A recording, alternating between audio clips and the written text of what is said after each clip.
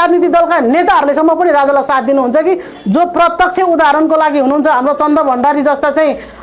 माननीयहरू राजाको चाहिँ सपोर्टरमा हुनुहुन्छ कलाकारका ठुला ठुला प्रतिष्ठित कलाकारहरू राजाको पक्षमा हुनुहुन्छ भने 95% नेपाली जनता यति बेला राजाको पक्षमा छन् हैन 2-4 जना राजावादी राजाको पक्षमा बोल्दैमा तपाईले 95% सबै देशका जनता नै आफ्नो मुठ्ठीमा भएको जसरी नबोल्नु न राजा सवारी भएको ठाउँमा 2-4 जना मात्रै जनता देख्नु भएको छ तपाईले आजसम्म राजाको विषयमा बहस काठमाडौँ भ्याली बाहेक अन्त कतै हुँदैन किन हुँदैन राजा गएको ठाउँमा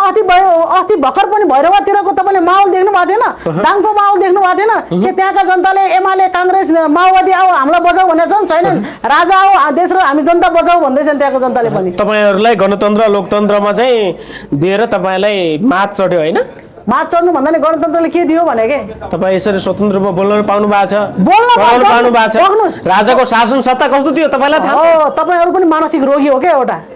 बुझ्नुभयो कसरी मानसिक रोगी तपाई बोल्न पाउनु भएको थिएन राजाको पालोमा तपाई लाटो हुनुहुन्थ्यो त्यतिखेर बोल्न पाइन्थ्यो तर पक्राउ गरेर राखिन्थ्यो कसलाई तपाईलाई राजा शासनमा देख्नु न चुइक्क बोल्न पाइदैन तपाईहरु पत्रकारलाई राजाको पालोमा कति चोटी चाहिँ पकडेको थियो जुन तपाई मैले पोहोर तपाईहरु पत्रकार गर्ने भाइहरुको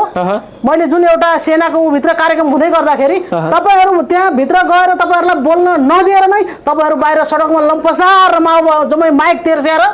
हैन अनसन जसरी बस्नु भएको थियो बोल्न राजाको पालोमा हैन गणतन्त्र लोकतन्त्रमा केही 2-4 वटा त्रुटि भयो होला 2-4 वटा त्रुटि हुँदै भने राजा नै ल्याउँछु भन्न त राजाको पालोमा केही पनि थिएन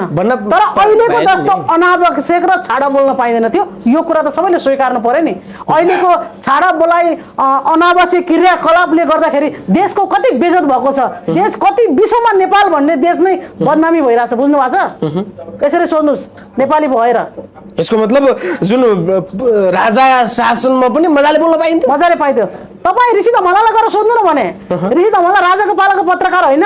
उनी त्यति बेला नबोलिकन पत्रकारिता गर्थे उनी बोलेर पत्रकारिता गर्थे के भनेपछि राजा पाला बोल्न पाइदैन भनेर अहिले माओवादीहरूले तपाईको दिमागमा भर दिएको छ हैन अहिले बोल्न पार चाहिँ के गर्नु भएको छ त अहिले बोल्न पाएको भए हरेक नेपाली जनतालाई फोटो हेरेर भिडियो हेरेर हैन सीसी क्यामेरा हेरेर चाहिँ किन पक्राउ गरेर मुखमा पट्टी बानेर ल हिरासतमा राखिन्छ के त अब राजा ज्ञानेन्द्रजीले जुन अभिव्यक्ति दिनुभयो